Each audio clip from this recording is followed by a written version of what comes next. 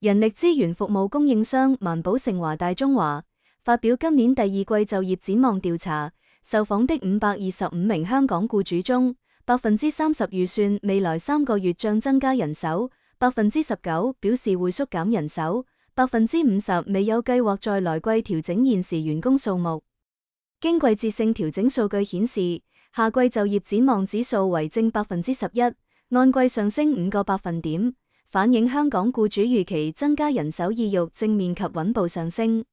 不過，香港的展望指數低於全球指數的正25%，全球調查涵蓋42個國家及地區的逾3.94萬名僱主。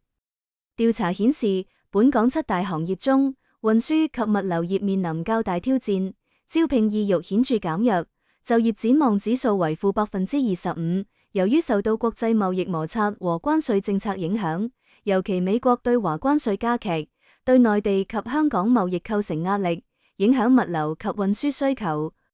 加上全球經濟增長放緩亦有影響，其餘行業就業展望都有正面趨勢。醫療保健及生命科學業就業展望指數為正31%，資訊科技業為正27%。而隨着旅遊消費逐步復甦，消費品及服務業招聘需求亦相應增加，指數錄得正18%。高級副總裁徐玉山表示，在創新驅動和政策支持作用下，香港就業市場正逐步回暖，為各行業帶來更多增長機遇。